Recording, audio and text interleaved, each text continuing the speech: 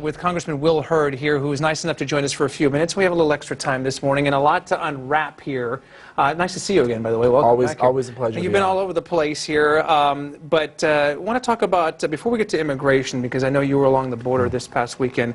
The President, of course, made history, I guess made headlines in North Korea over the weekend, and with your intelligence background and working overseas, I just wonder what your takeaway was. You know, the optics are one thing, but what comes from all of this, do you think? Well, I always say, if you're talking, you're not fighting. Right. So engagement's important. But ultimately, our goal in North Korea is the denuclearization of the Korean Peninsula. And that's going to take sustained engagement. That's going to take Kim Jong-un, the dictator of North Korea, realizing that he can stay in power and not have nuclear weapons. So we're going to have to continue to force him to come to that realization.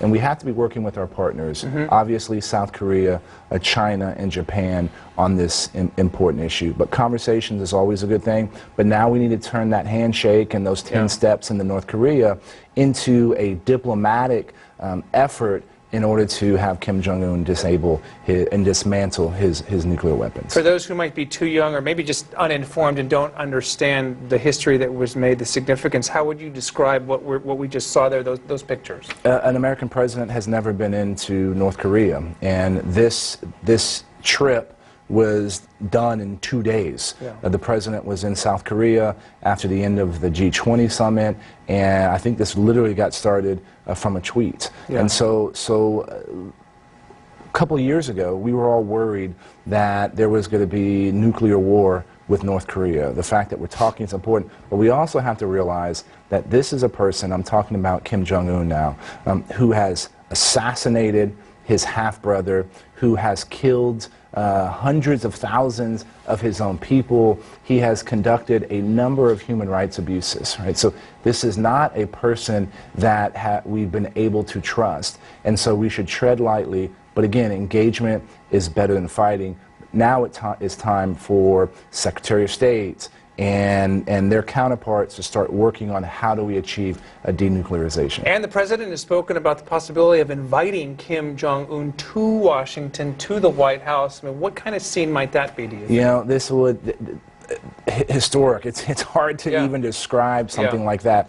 Usually what you would do is that would be at the end of a negotiation where you have a deal and you come in and you sign, that agreement. So I think we need to move a little bit further along with having inspections and dismantling of the nuclear weapons. But you also have to remember he has short-range missiles as well. He could kill millions of people in Seoul within minutes. He has the largest standing special forces in the world as well. So he still has the ability, and I'm speaking of Kim Jong-un, he still has the ability to impact the broader region, especially our allies, South Korea. Okay, well, back here in the States, obviously immigration is huge on your plate because of just the geography of where your district is. And you've spent a lot of time recently. As a matter of fact, on Saturday, you said you were at one of those detention facilities in Clint. So your takeaway, I mean, what did you see there? Anything surprise you other than what's been reported so far? Well, nothing was surprising, and ultimately the holding facilities in Clint, you shouldn't have anybody there for long-term, let alone children. But the overcrowding and under-resourced facilities like Clint and what you see in other places is a symptom of the broader humanitarian crisis that we're seeing at the border. I have an op-ed coming out today in the Washington Post where I talk about we need to be addressing the root causes, which is violence, lack of economic opportunity, and extreme poverty in the Northern Triangle. That's El Salvador, Guatemala, and Honduras. We got to address our asylum laws, which are being taken advantage of. It's not a violation of the law to apply for asylum, but let's do it properly. But the thing that I did see is men and women in Border Patrol showing a level of humanity in dealing with people. In the Del Rio sector, which goes from Del Rio to Eagle Pass, 422 rescues in the river. That is in 8 months.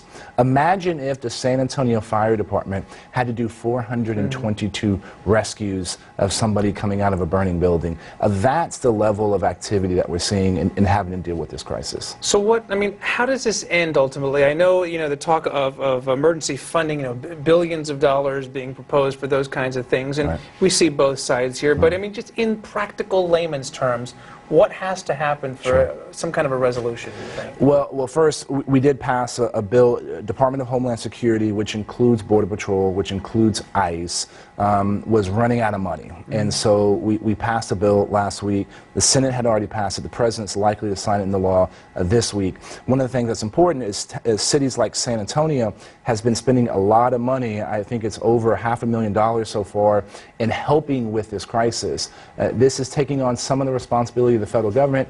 Henry Cuellar, a Democrat who represents from Laredo to San Antonio, and I worked to get $30 million in this package, along with Senator Cornyn, to make sure cities like San Antonio can get reimbursed for their work. But the long-term fix, we need to be streamlining legal immigration, and I've been working on this since I've been in Congress. You got to stop human traffickers. 144,000 people came in our country illegally last month, and guess what? They all use a human trafficker. Why are